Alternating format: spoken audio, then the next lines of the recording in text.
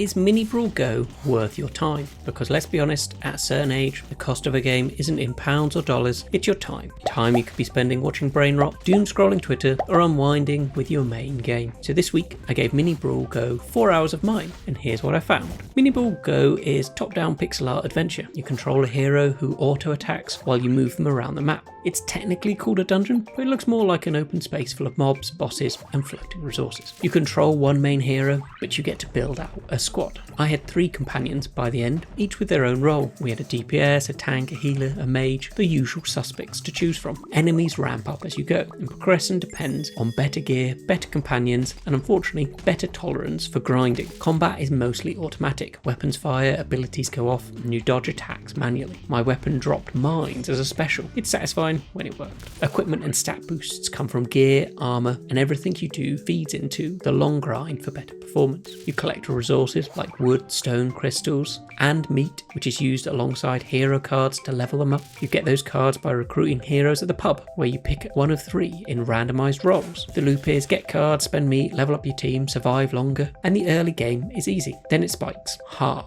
Progress becomes dependent on upgrades, but those upgrades are behind either grind or spend. There are daily and weekly tasks, and resource come from exploration and quests, but it's not long before you hit a wall. I went full free to play just to see how far it would take me, and the answer was not very. So let's talk ads. There was rewarded ads are constant, and they're all 60 seconds long. I'd estimate that 30 to 40% of my total game time was watching ads, and I'm not exaggerating. I left the game open on my desk while watching TV, just farming ads in the background to get better gear, more hero roles, or training resources. Even with all that, I'm still pretty hard stuck. And this is the point the game is very clearly saying pay or stop.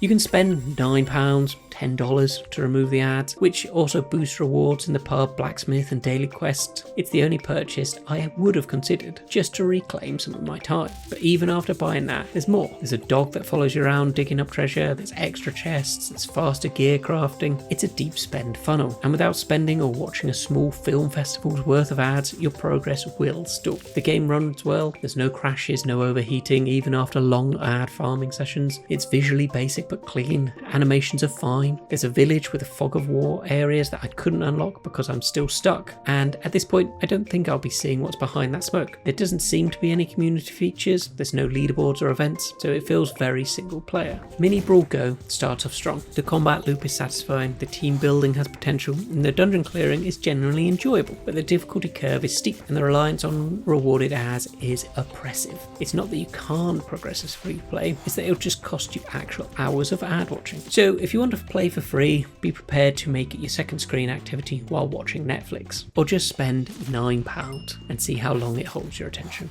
Mini Brawl GO, fun until the grind breaks you. Thanks for watching. Like and subscribe if you want honest reviews about whether a game is worth your time, or at least a very quick chat with a mildly sarcastic dad game. Today, we game.